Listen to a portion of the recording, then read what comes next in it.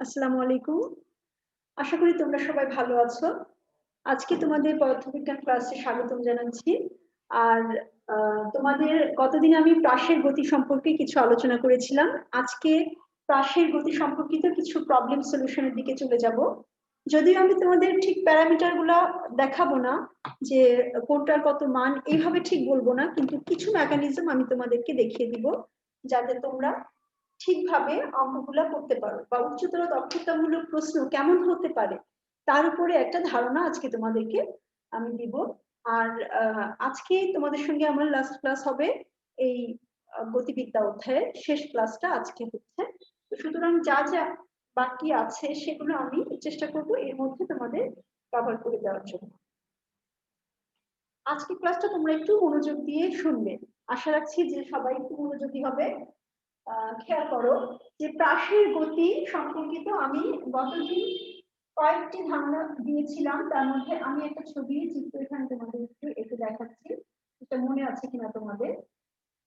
V naught আদিবেগে কোনো একটি বস্তুকে যদি অনুভূমিকের সাথে তির্যকভাবে নিক্ষেপ করা হয় তাহলে তাকে আমরা প্রাস বলেছিলাম। এর সর্বাধিক উচ্চতা ছিল এইচ, মানে সর্বোচ্চ কত উচ্চতায় উঠতে পারে, এটার অনুভূমিক দিকে যে অতিক্রান্ত দূরত্ব বা এটি ভূমিতে পতিত হচ্ছে, যেখানে শুরু থেকে শেষ পর্যন্ত এই দূরত্বটাকে আমরা বলছি রেঞ্জ বা পাল্লা। এটা হচ্ছে পাল্লা বা অনুভূমিক দিকে অতিক্রান্ত মোট দূরত্ব, একে বলছি পাল্লা। আর একটা ছিল কি উড্ডয়নকাল বা বিচরণকাল। বিচরণকাল মানে যতক্ষণ ভূমিতে এটি নিক্ষিপ্ত হওয়ার আগ পর্যন্ত যতক্ষণ এটি আকাশে বিচরণ করেছে সেটাকে বলছি বিচরণকাল, টি, ক্যাপিটাল টি দিয়ে প্রকাশ করা হয়। আরেকটা জিনিস ছিল হচ্ছে টি প্রাইম, আরেকটা ছিল টি প্রাইম, এটা হচ্ছে কি সর্বোচ্চ উচ্চতায় পৌঁছাতে সময়, সর্বোচ্চ উচ্চতায় পৌঁছাতে সময়, উচ্চতায় উঠতে সময়, কত সময় লাগলো সর্বোচ্চ উচ্চতায় পৌঁছাতে সেই সময়। তাহলে আমি এক এক করে তোমাদেরকে এই কয়েকটি জিনিস দেখিয়ে দিই। তাহলে প্রথমে ছিল কি সর্বোচ্চ উচ্চতা এইচ এর সূত্র, এই সূত্রটা ছিল হচ্ছে কি 2, এখানে ছিল V naught square sine square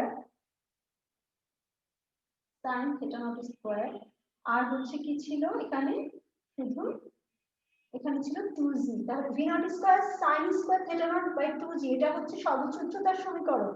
এরপরে খেয়াল করো, এরপরে আমি হচ্ছে স্মল টি যদি দেখাই, অর্থাৎ এটা হচ্ছে সর্বোচ্চ উচ্চতায় পৌঁছাতে সময়, সর্বোচ্চ উচ্চতায় উঠতে সময়, উঠতে সময়, এটাকে কি প্রাইম দিয়ে যদি প্রকাশ করি সেটা হবে হচ্ছে V naught sine theta naught by G. আর বিচরণকাল হচ্ছে টি, এটা কি সর্বোচ্চ উচ্চতায় উঠতে যে সময় নামতে সে একই সময় লাগে, সুতরাং আমরা এখানে বলতে পারি এটা হচ্ছে টু টি প্রাইম। তাহলে এখানে ছিল হচ্ছে V two V naught sine theta naught by G, এটা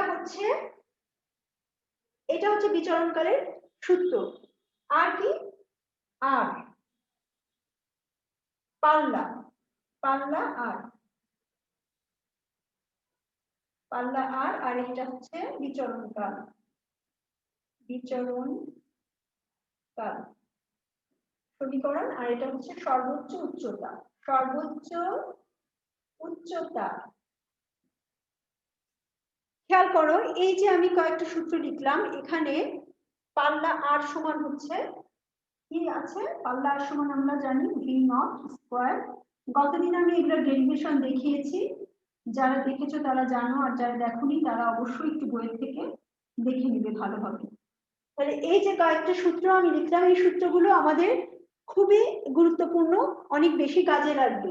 গতদিন একটা উদাহরণ ছোট্ট করে বলেছিলাম যে তোমার যদি ভি নট আদিবেগের কথা লেখা থাকে, থিটা নট থাকে, তাহলে কিভাবে আমরা উচ্চতাটা বের করব। আর যদি বলা থাকে যে ভি নট আদিবেগে কোনো একটা বেগ দেওয়া থাকলো এবং এত কোণে একটি বস্তুকে ছোড়া হলো, তাহলে সেটি সর্বোচ্চ কত উচ্চতায় পৌঁছাবে, সর্বোচ্চ উচ্চতায় পৌঁছাতে কত সময় নেবে, তারপর এটি ভূমিতে পতিত হতে, এখানে কিন্তু বিচরণ কাল বলতে শুধু যে বিচরণ কালই বলবে তা না, এমনও হতে পারে যে কথাটা বলবে যে ভূমিতে পতিত হতে কত সময় নিবে, অর্থাৎ ভূমি পর্যন্ত পৌঁছাতে কত সময় নেবে, সেটাই কিন্তু আমাদের বিচরণ কাল, সেটাকে উড্ডয়ন কাল হিসাবেও বলতে পারে। তো তোমাদের এই টার্মগুলা মনে রাখতে হবে যে আমি এটা কিন্তু সংজ্ঞা আকারে বলতে পারে। বা যখন পাল্লা বের করতে বলবে তখন যে পাল্লা কথাটাই বলবে তা না, এমন বলতে পারে যে এটি অনুভূমিক দিকে পতিত হওয়ার পর, প্রাসটি ভূমিতে পতিত হওয়ার পর এটি অনুভূমিক দিকে মোট কত দূরত্ব অতিক্রম করছে, সেটাই কিন্তু পাল্লা। সুতরাং পাল্লার সংজ্ঞা অনুযায়ীও আসতে পারে, তো সেটা আমাদের খেয়াল রাখতে হবে। এরপরে আমরা এই কয়টা জিনিস দেখলাম। এখন দেখো আমি একটু উচ্চতর দক্ষতা প্রশ্ন হিসাবে কি আসতে পারে তার দুটি নমুনা প্রশ্ন আমি তোমাদেরকে এখন দেখাবো। তো আসো আমরা সেরকম দুইটা প্রবলেম এখানে দেখে নিই। আশা করি এই জিনিসগুলো তোমাদের মনে থাকবে।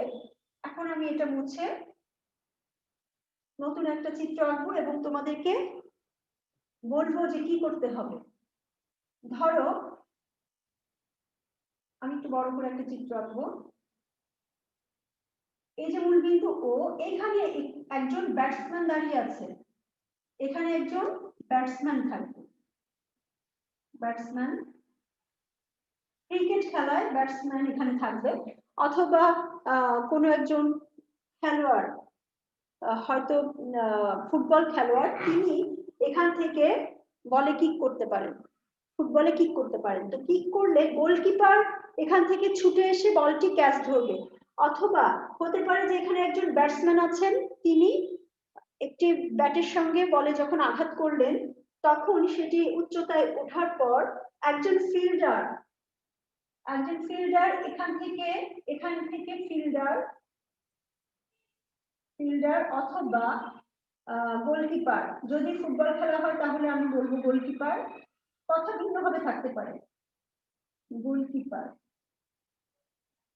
গোলকিপার বা গোলরক্ষক এই সাইডে দাঁড়িয়ে আছেন একজন ফিল্ডার অথবা গোলকিপার, তিনি এই ব্যাটসম্যান অথবা এই প্লেয়ার থেকে, খেলোয়াড় থেকে কত দূরত্বে আছেন সেটা লিখছি, যে ধরো বললো যে ডি দূরত্বে দাঁড়িয়ে আছেন। এই ডি এর অবশ্যই একটা মান থাকবে, যে 100 মিটার দূরে, এখানে দেওয়া থাকলো যে 50 সেন্টিমিটার, 50 মিটার দূরে বা হচ্ছে 10 মিটার দূরে দাঁড়িয়ে আছেন, সেখান থেকে দৌড়ে আসছেন, এরকম একটা মান থাকবে, কোনো একটা মান থাকবে।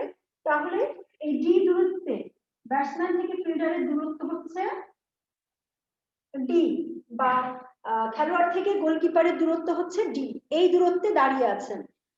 এখন বললো যে এমন ভাবে বলা থাকলো যে এত বেগে ভি নট আদি বেগে, এখানে একটা আদি বেগ দেওয়া থাকলো যে ভি নট আদি বেগে থিটা নট কোণে বলটিকে কিক করা হলো অথবা ব্যাটের সঙ্গে বলকে আঘাত করা হলো, তাহলে সেটি ফিল্ডার এই ডি দূরত্বে, ব্যাটসম্যান থেকে ডি দূরত্বে থেকে সেখান থেকে দৌড়ে এসে সেই বলটা ক্যাচ ধরতে পারবেন কিনা, বা গোলকিপার বলটিকে ধরতে পারবেন কিনা, সেটাই হচ্ছে এখানকার প্রশ্ন। এটা কিন্তু উচ্চতর দক্ষতা সম্পন্ন প্রশ্ন। তো প্রথমে গ নাম্বারের প্রশ্নটা কি হতে পারে? গ নাম্বারের প্রশ্ন হতে পারে যে বলটি সর্বোচ্চ কত উচ্চতায় উঠবে, অথবা প্রশ্নটা থাকতে পারে যে সর্বোচ্চ উচ্চতায় উঠতে কত সময় নিচ্ছে, বা এর পাল্লা কত, যে কোনো প্রশ্ন একটা থাকতে পারে। তো সেটা হচ্ছে গ নাম্বারের প্রশ্ন। গ নাম্বারের প্রশ্নে তোমাদের থাকতে পারে যে উদ্দীপকটা এরকম হলো, এবং গ নাম্বারের প্রশ্নে তোমাদের থাকলো সর্বোচ্চ উচ্চতা নির্ণয়, অথবা পাল্লা নির্ণয়, অথবা উড্ডয়ন কাল টি নির্ণয়, কিছু একটা থাকবে, এগুলোর কোনোটা যেটাই থাক তোমরা সেটা বের করবে। এরপরে যখন উচ্চতর দক্ষতায় ঘ নাম্বারে যাচ্ছে তখন তোমার বলা হলো যে ফিল্ডার বা গোলকিপার এখানে বলটি ধরতে পারবেন কি পারবেন না, সেটার জন্য এই প্রশ্নের উত্তরটা কি হবে এটাই তোমাদের বুঝতে হবে।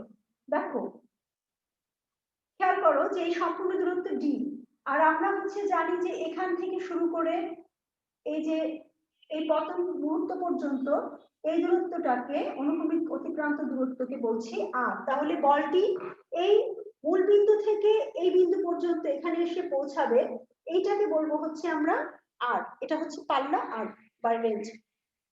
এখন খেয়াল করো, ফিল্ডার বা গোলকিপার, ফিল্ডার বা গোলকিপার, গোলকিপার বা ফিল্ডারের, ফিল্ডার তার যদি বেগ, তার যে দৌড়ে আসার যে বেগ, সেই বেগ যদি ভি হয়, মানে সমবেগ, তিনি যদি ভি সমবেগে দৌড়ে আসেন, তাহলে তার যে অতিক্রান্ত দূরত্ব, এই দূরত্বটা কি হবে? এই দূরত্বটা আমি যদি এস ধরি, যেহেতু উনি সমবেগে দৌড়াচ্ছেন, তাহলে এস ইকুয়াল টু ভিটি, এই সূত্র আমি এখানে অ্যাপ্লাই করে ওনারই অতিক্রান্ত দূরত্বটা নির্ণয় করতে পারি। তাহলে এই দূরত্বটা হচ্ছে এস, এই দূরত্বটা এস। আমি এখানে ভিটিটা না দিই, শুধু এস দিয়ে দেখাচ্ছি আপাতত যে কি হবে প্রথম কথাটা আমাদের, যে এটা হচ্ছে এস। তাহলে এই এস দূরত্বটা কার সমান হতে হবে? এই ডি, ডি মাইনাস আর, ডি মাইনাস আর। তাহলে এই দূরত্বটাকে আমি বলছি হচ্ছে ডি মাইনাস আর।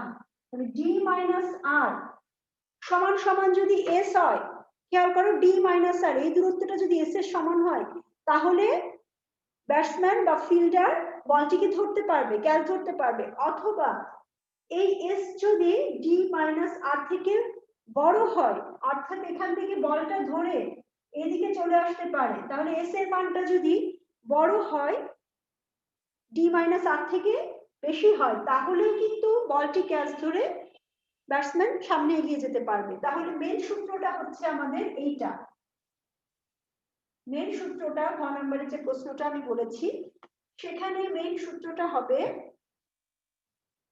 যে ফিল্ডার বা গোলকিপারকে বলটি ধরতে হলে, ক্যাচ ধরতে হলে, ক্যাচ ধরার জন্য শর্ত, শর্ত ক্যাচ ধরতে হলে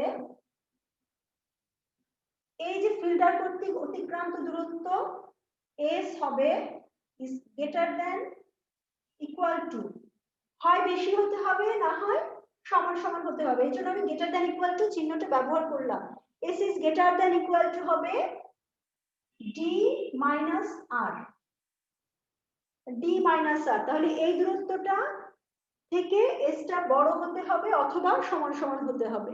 এই বিষয়টা যদি বুঝে থাকো, এখন আমি বাকি প্রসঙ্গে চলে যাই। তাহলে আমার এখানে কি কি লাগবে, এটা হচ্ছে প্রথম শর্ত। তাহলে এই শর্ত অনুযায়ী আর ইকুয়াল টু, আমরা জানি আর equal to V naught square, তারপর হচ্ছে কি ছিল সাইন 2 থিটা নট বাই জি।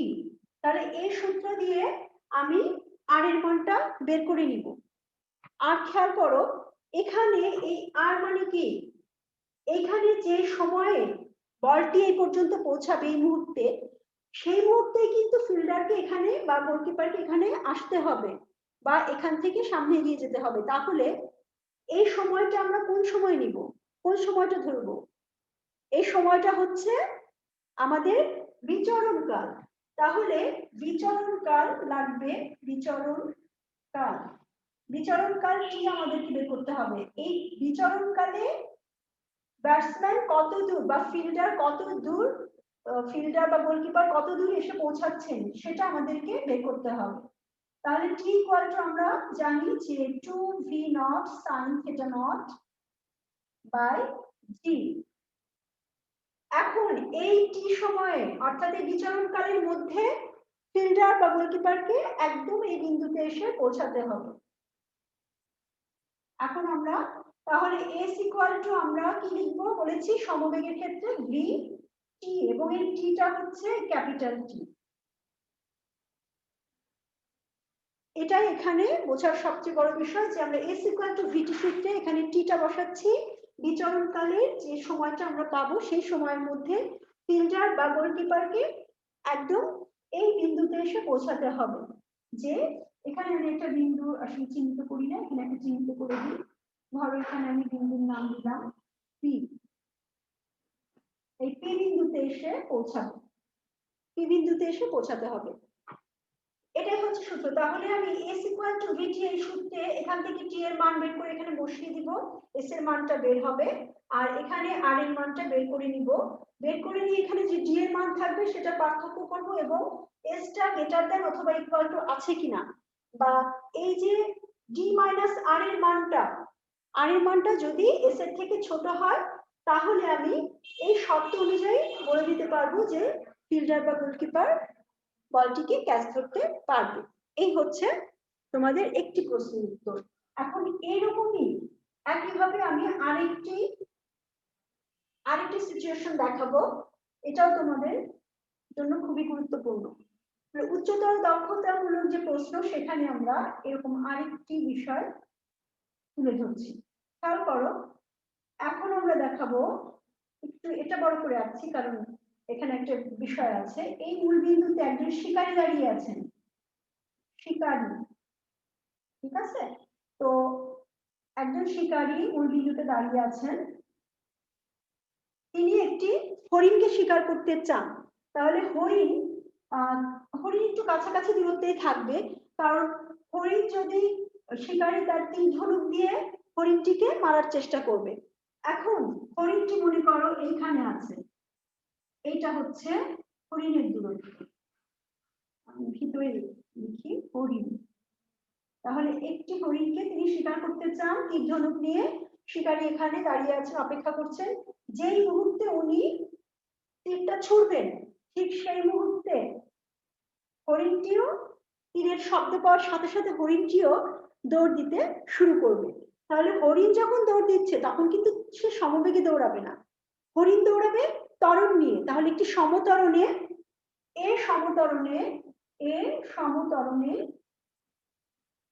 হরিণ গতিশীল হবে, হরিণটি ছুটবে, তাই না? হরিণ এই সমতরণে ছুটতে শুরু করবে। তাহলে খেয়াল করো, যদি এই শিকারী থেকে হরিণের দূরত্বকে আমি ক্যাপিটাল এই ডি দিয়ে প্রকাশ করি, শিকারী থেকে হরিণের দূরত্ব হচ্ছে ডি, আর এই যে এখান থেকে বলেছি, ধরো এখান থেকে এই দূরত্বটা আমরা জানি যে এই দূরত্বটাকে আমরা পাল্লা বলছি আর, ওকে? তাহলে পাল্লা আর। এখন খেয়াল করো, হরিণ আছে ডি দূরত্বে এবং পাল্লাটা হচ্ছে আর। এখন হরিণটি ত্বরণে দৌড়াবে, দৌড়িয়ে সে যদি এই দূরত্বে এসে পৌঁছায়, এই দূরত্বটা মানে কি, আমি এই দূরত্বটা এখন দেখাচ্ছি, এই যে বাকি যে দূরত্ব থাকবে সেটা হবে কি আর মাইনাস ডি। এই আর মাইনাস ডি দূরত্ব যদি হরিণের অতিক্রান্ত দূরত্ব, হরিণের এই অতিক্রান্ত দূরত্বকে আমি এস দিয়ে প্রকাশ করছি, এই হরিণের অতিক্রান্ত দূরত্ব হচ্ছে এস। তাহলে এই আর মাইনাস ডি যদি এস এর সমান হয়, হরিণ কর্তৃক অতিক্রান্ত দূরত্বের সমান হয়, তাহলে তীরটি হরিণকে বিদ্ধ করবে। এখানে কিন্তু বেশি বা কম হওয়ার সুযোগ নাই। এই মুহূর্তে যে সময় বা এই যে পর্যায়কাল বা উড্ডয়নকাল, এখানে যে উড্ডয়নকাল বা বিচরণকাল টি বলছি, এই টি সময়ের মধ্যে হরিণটি যদি এইখানে পৌঁছায় এবং তীরটি এখানে এসে পৌঁছায়, তাহলেই হরিণটি কেবলমাত্র বিদ্ধ হবে, না হলে হরিণটিকে মারা যাবে না, শিকারী শিকার করতে পারবেন না।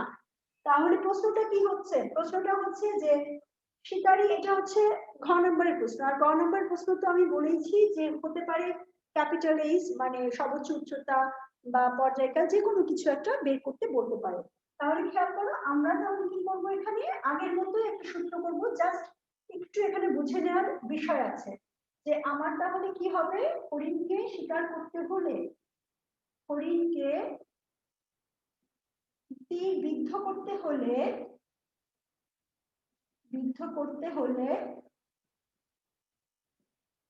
কি হতে হবে, এস ইকুয়াল টু, এস হচ্ছে হরিণ কর্তৃক অতিক্রান্ত দূরত্ব, এটি আর মাইনাস ডি এর সমান হতে হবে। এটা ফিক্স, এখানে কোনো কম বেশি হওয়া যাবে না, S equal to R minus D হতে হবে। S equal to R minus D, এটা আমরা করব। ওকে, এখন আরেকটু খেয়াল করো, S equal to R minus D এটা আমরা করব। এখন এস ইকুয়াল টু এই যে আর মাইনাস ডি হলো, এখানে আমি এস আর আর কিভাবে বের করবো আমরা জানি, আর equal to V naught square. তোমরা কিন্তু এই সূত্রগুলো খুব ভালোভাবে বাসায় প্র্যাকটিস করবে, না হলে ভুলে যাওয়ার সম্ভাবনা অনেক বেশি। আর আমি এগুলো ডেরিভেশনে দেখিয়ে দিয়েছি, প্রয়োজনীয় ডেরিভেশন গুলো শিখে নিবে যাতে ভুল না হয়। আর s ইকুয়াল টু আমি যেহেতু হরিণটি তরলে চলছে, আমাকে s equal to v not T plus half a t square এই সূত্রে যেতে হবে যেহেতু ত্বরণ আছে। এখন দেখো হরিণটি কিন্তু স্থির, হরিণটি স্থিরভাবে ঘাস খাচ্ছিল, তাহলে হরিণ স্থির থাকায় স্থির অবস্থান থেকে যাত্রা শুরু করে, অবস্থান থেকে যাত্রা শুরু করে, ঠিক আছে। অতএব এখানে ভি নট সমান 0 হবে, তাহলে ভি নট যদি 0 হয় আমি এখানে হাফ এ টি স্কয়ার বসাবো। আর এখানে খেয়াল করো টি মানে হচ্ছে হাফ এ, এখানে এটা capital T square, capital T হচ্ছে কি, ক্যাপিটাল টি মানে হচ্ছে উড্ডয়নকাল বা বিচরণকাল, বিচরণকাল এটাই এখানে বোঝার বিষয় যে আমাকে অবশ্যই ক্যাপিটাল টি দিয়ে করতে হবে। বিচরণকাল টি ইকুয়াল টু আমরা জানি 2v naught sin theta naught by জি। তাহলে এই সূত্র থেকে টি এর মান বের করে নিব, আর এখানে এর মান বসিয়ে আমরা এই যে এক নম্বর যে সমীকরণটা আছে s equal to r minus d এটা যদি সমান হয় তাহলেই আমি বলতে পারবো যে শিকারী হরিণকে মারতে পারবে বা হরিণটিকে তীরবিদ্ধ করবে। তাহলে এই হচ্ছে আমার দুটা ভালো প্রশ্ন ছিল। এরপরে আমরা চলে আসি আরেকটা বিশেষ টপিকে চলে আসি যে অনুভূমিক দিকে নিক্ষিপ্ত প্রাসের গতি। তাহলে অনুভূমিক বরাবর নিক্ষিপ্ত প্রাসের গতি এরকম প্রশ্ন তোমরা পাবে যে কোনো একটি উঁচু মিনার থেকে একটি পাথরকে নিক্ষেপ করা হলো, সেক্ষেত্রে কি হচ্ছে, এই যে দেখো, তাহলে এটা হচ্ছে অনুভূমিক দিকে নিক্ষিপ্ত, তাহলে এটা হচ্ছে কি অনুভূমিক বরাবর, অনুভূমিক বরাবর নিক্ষিপ্ত প্রাস, নিক্ষিপ্ত প্রাস, প্রাসের গতি কি হবে, দেখো গতিপথ কি হবে। এখানে ভি নট আদি বেগে ছোড়া হচ্ছে, খেয়াল করো এখানে কিন্তু এই যে ভি নট এটা কিন্তু এক্স অক্ষ বরাবরই যাচ্ছে এবং কোনো উঁচু মিনার থেকে কিছু একটা ছোড়া হচ্ছে। এটি কি হবে, ধরি কোনো একটা সময় পি বিন্দুতে এখানে এসেছে, পৌঁছেছে এটা, তাহলে পি তে আসলে এখানে এই যে বেগ এটা ভি, তাহলে ভি এর অনুভূমিক এবং উল্লম্ব দুটি উপাংশ থাকবে, আমি এটা অনুভূমিক এটা উল্লম্ব উপাংশ ধরছি, এটা তাহলে ভি এক্স এটা হচ্ছে ভি ওয়াই। আর এই যে এখান থেকে উপর দিক থেকে তাহলে অনুভূমিক দিক দিয়ে অতিক্রান্ত দূরত্ব ওয়াই, আর এটা উল্লম্ব দিকে অতিক্রান্ত দূরত্ব ওয়াই, আর অনুভূমিক বরাবর অতিক্রান্ত দূরত্ব হচ্ছে এক্স, স্মল এক্স। তাহলে এখন এর গতির সমীকরণটা বা এই বিন্দুতে এসে এটির উল্লম্ব দিকে কত দূরত্ব অতিক্রম করছে সেটা বের করব। এখানে খেয়াল করো vx, এখানে আদিবেগের অনুভূমিক যে উপাংশ আছে vx সমান হচ্ছে v নট, এবং এটা আদিবেগের অনুভূমিক উপাংশ সব সময় একই হবে, সেজন্য আমরা vx সমান v নটই লিখতে পারি। v নটের উল্লম্ব উপাংশ 0, কারণ এখানে হচ্ছে কোণটাই 0, অনুভূমিক বরাবর যে কোণ সে কোণই হচ্ছে 0, অনুভূমিকের সঙ্গে কোনো কোণ করে, সেই জন্য আমরা এখানে লিখতে পারি vx সমান হচ্ছে v নট, আর v নট সমান হচ্ছে কি v cos থিটা, এখানে এটা হচ্ছে অনুভূমিকের সাথে যে কোণ করেছে সেটা থিটা, তাহলে vy সমান হচ্ছে v sin থিটা। তাহলে আমরা এই দুটি সমীকরণ সলভ করে লিখতে পারি v স্কয়ার ইকুয়াল টু হচ্ছে vx square plus vy square, এটা লেখা যায়। এবং tan থিটা সমান আমরা যদি কত কোণ করেছে বলি তাহলে tan থিটা সমান vy বাই vx, এই দুটি সূত্র থেকে আমি এটা বের করতে পারি। এখন খেয়াল করো এখানে অনুভূমিক দিকে যে কোণ, অনুভূমিক দিকে যে অতিক্রান্ত দূরত্ব x, x সমান হচ্ছে আমরা লিখতে পারি কি অনুভূমিক দিকে v xt, তাই না, v নট এটা আসলে vxt না, v নট টি লিখে দিলেই হচ্ছে, v নট টি। তাহলে এখান থেকে আমি লিখতে পারি t equal to x by v naught, এবং উল্লম্ব দিকে যে অতিক্রান্ত দূরত্ব, এবং এখানে x সমান, y সমান হচ্ছে, আমরা y সমান জানি হচ্ছে vy not t plus half gt square. যেহেতু এটি নিচের দিকে গতিশীল, তাহলে আমি g এর মান পজিটিভ ধরছি, তাই না? তাহলে এটা হবে 0, কারণ vy নট এর মান 0, অনুভূমিক বরাবর এর কোনো উপাংশ নাই, সেজন্য এটা 0, যেহেতু vy নট সমান 0। আচ্ছা, তাহলে আমি এখানে হাফ জি টি স্কয়ার লিখতে পারি। এখন খেয়াল করো যে আমরা y ইকুয়াল টু লিখেছি যে হাফ জি টি স্কয়ার, আর টি এর মানটা আমরা নিয়ে নিব টি ইকুয়াল টু, আমরা জানি হাফ জি টি স্কয়ার, এখানে টি হচ্ছে x by V naught whole square, তাই না? আচ্ছা, এখান থেকে আমি বলতে পারি যে এখানে half G by V naught square X square. খেয়াল করো, এটাকে আমি 4ax স্কয়ার এই সূত্র অনুযায়ী লিখতে পারি। আর এই যে 4ax square y equal to, এখানে আমি কি ধরেছি, half G by V naught square কে আমি ধরছি 4a। তাহলে দেখো, এটি একটি প্যারাবোলার সমীকরণ। সুতরাং অনুভূমিক বরাবর নিক্ষিপ্ত বস্তুর যে গতিপথ, সেটিও কিন্তু একটি প্যারাবোলা।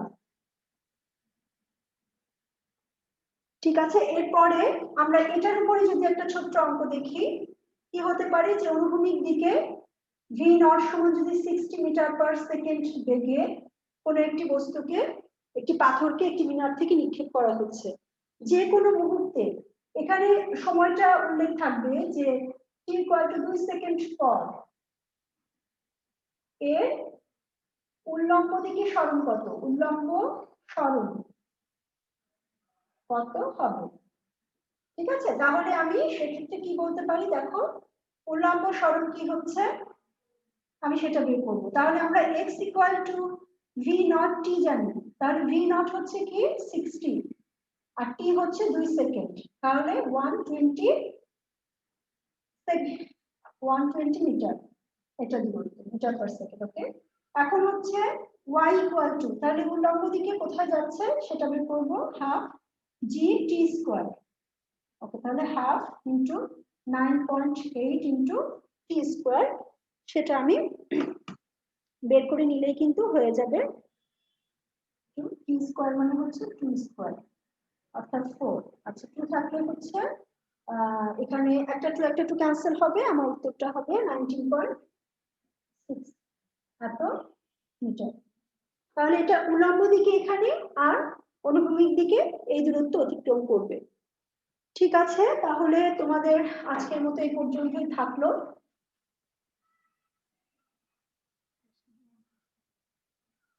সবাই তাহলে ভালো থেকো, আর তোমরা একটু ভালোভাবে সবকিছু প্রিপারেশন নিতে আশা করি।